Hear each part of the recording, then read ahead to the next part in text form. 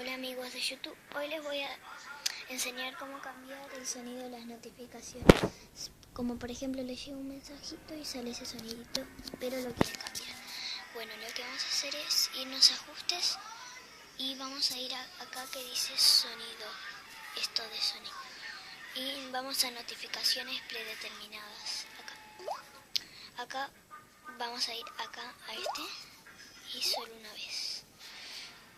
Y elegimos el que queremos. Por ejemplo, yo elijo este.